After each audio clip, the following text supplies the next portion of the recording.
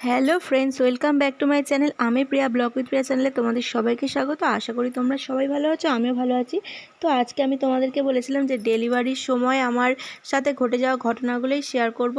তো যাই হোক, তো প্রথমে সকাল হতে না হতেই আমার প্রচণ্ড পেন শুরু হয়ে গেছিলো। তো সেই কারণের জন্য আমাকে সাথে সাথে গ্রামীণ হসপিটালে ভর্তি করা হয়েছে। তো যেহেতু আমার খুব পেন হচ্ছিলো, তো সেই হসপিটাল থেকে আমাকে ছাড়ছিলই না। তো বলছিল যে এখানে ডেলিভারি হয়ে যাবে। তো যাই হোক, কিন্তু আমার এতটাই টেনশান বেড়ে গেছিলো, তো টেনশানের চোটে আমাকে অক্সিজেন দিতে হয়েছে, কারণ আমার শ্বাসকষ্ট শুরু হয়ে গেছিলো। তো আমি বুঝতেই পারছিলাম না যে আমার খুব ভয় লেগে গেছিলো যে আমি কি করব, আমি ভেবেই পাচ্ছিলাম না। তো ডাক্তার এসে আমাকে দেখছে, আর তখন আমার বৌদিও সাথে ছিল। তো যাই হোক, তারপর ওই হসপিটালে তো হলোই না, তারপর ওখান থেকে আবার বারুইপুর হসপিটালে ট্রান্সফার করে দিল। তো সেখানে আসার সাথে সাথেও হয়নি, তার পরের দিনকে আমার সিজার হলো। তো সিজার হওয়ার পর আমার একটা ফুটফুটে মেয়ে হয়েছে, দেখো এখানে ঘুমাচ্ছে, আর আমার শাশুড়ি ওকে জড়িয়ে ধরে ঘুমাচ্ছে। আর আমি তোমাদের সাথে সব কিছু শেয়ার করব নেক্সট ভিডিওতে। তো তোমরা ভিডিওটা দেখো, আশা করি ভালো লাগবে। আর আমার যেহেতু শরীর খারাপ ছিল প্রচণ্ড, তো আমাকে অন্য জায়গায় রাখা হয়েছিল, আর বাচ্চাকে অন্য জায়গায় রাখা হয়েছিল। তো সেই কারণের জন্য ওকে এইভাবে খাওয়ানো হচ্ছে। তো মানে অতিরিক্ত শরীর দুর্বল হয়ে গেছিলো আমার, প্রচণ্ড শরীর খারাপ হয়ে গেছিলো, আমি তোমাদেরকে বলে বোঝাতে পারবো না। টানা কন্টিনিউ আমি ওখানে 10 দিন ছিলাম। আর প্রতিদিন তো বাড়ি থেকে সবাই দেখতে যেত, আসতো, সবাই থাকতো ওখানে। আর এই তোমাদের দাদাভাই আমাদের পুচকেটা 3 দিন পরে আমি পুচকেটাকে দিয়েছে আমাদের কাছে, যেহেতু জন্ডিসও হয়েছিল। তো সব কিছুই তোমাদেরকে বলবো পরের ভিডিওতে। এখন এই ভিডিওটা দেখো।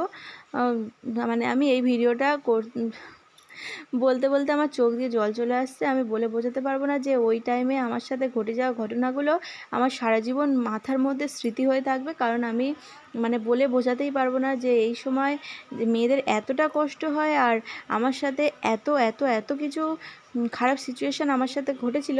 তো আমি বলতেই পারবো না তোমাদেরকে, মানে বলে বোঝাতেই পারবো না। আর এদিকে দেখো আমার মা ওকে খাওয়াচ্ছে, আর আমি শুয়ে আছি। আমি সব কিছু তোমাদের সাথে শেয়ার করব অবশ্যই, কিন্তু আস্তে আস্তে শেয়ার করব। আর আমি মানে বলে বোঝাতে পারছি না। তো এইটা দেখো, আমার 4 দিনের মাথায় আমি চুপচাপ শুয়ে আছি, তার কারণ আমার সিজারের সেলাইটাও ফেটে গেছিলো। তো তোমাদের কি বলবো, ভিডিও তো করতে ইচ্ছাই করে না, কিন্তু তোমাদের সাথে না শেয়ার করলেও ভালো লাগে না। তো তোমাদের দাদাভাই বলেছিল যে সেই আছো, ভিডিও করো, মনটা ভালো লাগবে। আর সেই কারণের জন্য একটুখানি করেছিলাম। আর এই দেখো আমার পুচকি জন্ডিস হওয়ার আগেই তোমার এই ছবিটা দেখাচ্ছি, মানে এই ভিডিওটা। আর একে নিয়ে চলে গেছিলো জন্ডিসের রুমে। তো যাই হোক, তোমাদেরকে দেখালাম ভিডিওটা। আমি আর বেশি কিছু বলতে পারবো না, কারণ এই সব ভিডিও কতটা মন খারাপ হলে তারপরে এইসব।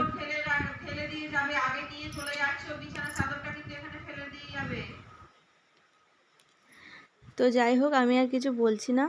আর এটা দেখো, আমি এখন অনেকটাই সুস্থ হয়েছিলাম। আর মানে আমি পুরো স্টপ মাইন্ডে হয়ে গেছিলাম। আমার সাথে যে এরকম এত কিছু হবে আমি সেটা ভাবতে পারিনি, কল্পনার বাইরেই ছিল আমার। আর কি বলবো তোমাদেরকে। আর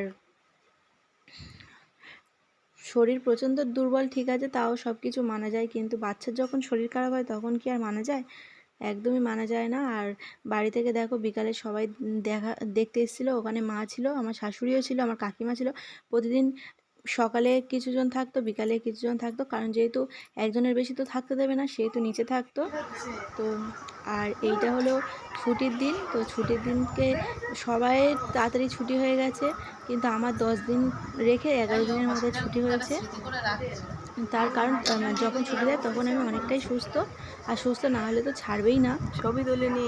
তো যাই হোক, সবাই সাথে একটুখানি গল্প করছি। আমার পাশের বেডে যারা ছিল তার সাথে আমার খুব বন্ধু হয়ে গেছিলো, সে আমার সাথে খুবই বন্ধু হয়ে গেছিলো। কি বলবো, এখন দেখো আমি অনেকটাই সুস্থ। ভিডিওটা